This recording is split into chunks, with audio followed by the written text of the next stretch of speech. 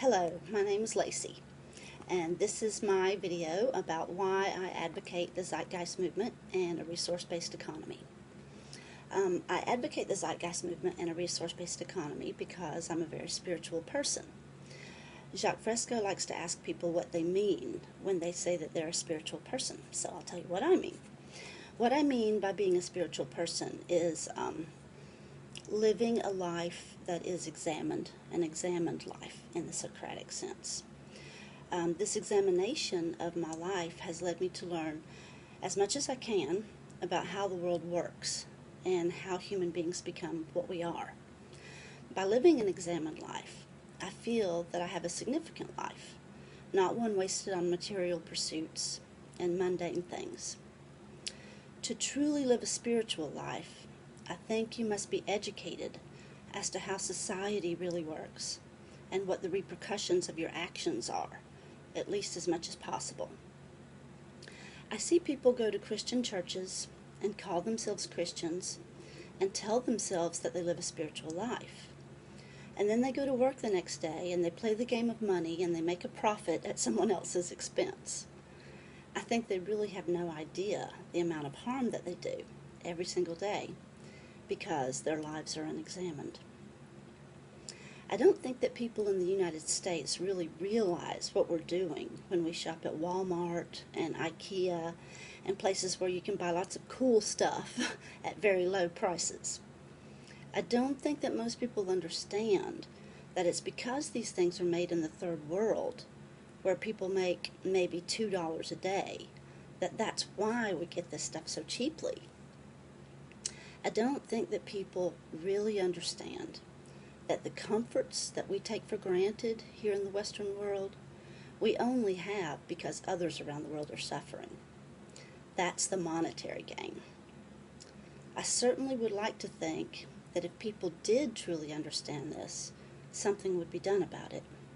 So that's why I advocate the Zeitgeist movement. I try to educate people about it.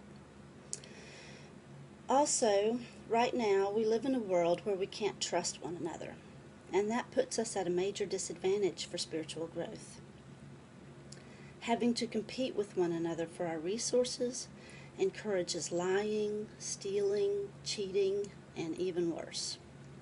For instance, I'm sure that there are plenty of people out there that have sold something on Craigslist or eBay that they knew wasn't working well or had some kind of flaw, but nevertheless they needed the money. It's not that we're bad people. That's just the monetary game. It's having to use money to acquire our resources that's harmed our very souls and makes us do things like that, makes us cheat one another. So I think that when we as a species can get our act together and create a world where everyone's basic needs are met, a world where we can actually trust one another and not have to compete with each other for money, then, and only then, can we, as a species, start to attain what Abraham Maslow called self-actualization. Abraham Maslow was a psychologist. He lived in the 20th century. He came up with what he called Maslow's hierarchy of needs. It's a graphic of a triangle, and there's 5 sections. At the base of it is our physiological needs, our food, our air, water, shelter. Those are the most basic things that all human beings need. Next, above that is safety. We need to feel safe. We need to feel like we're safe from harm. We need to feel that our resources are safe. We need to feel that our access to our resources next month is going to be safe. And then above that, Maslow put love and belonging. We're social creatures. We like to have friendships, generally, family, possibly a mate. So that's another need that we have. And then above that, Maslow put esteem, like self-esteem, confidence in yourself, respect for other people, and also being respected by other people. And then after those 4 tiers, at the top, the apex of the triangle, Maslow put self-actualization.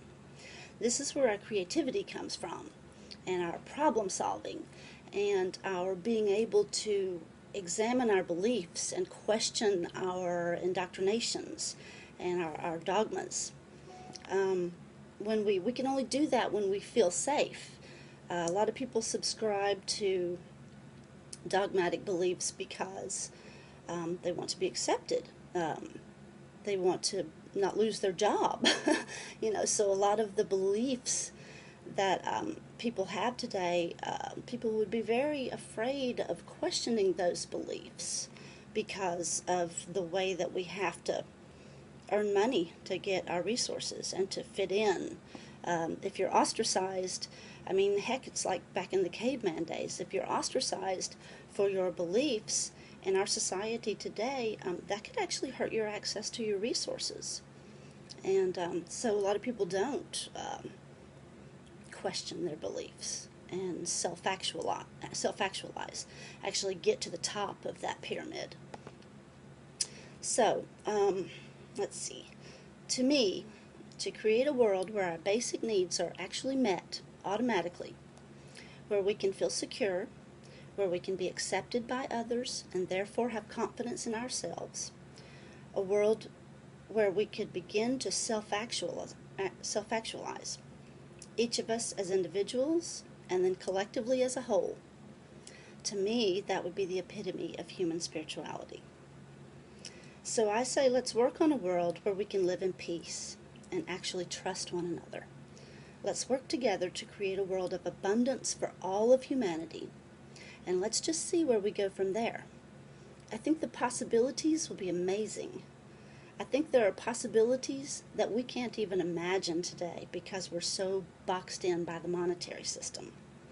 When we have our basic needs met, then we'll be able to look around ourselves and look deep within ourselves and find meaning for ourselves and live a much more fulfilled life.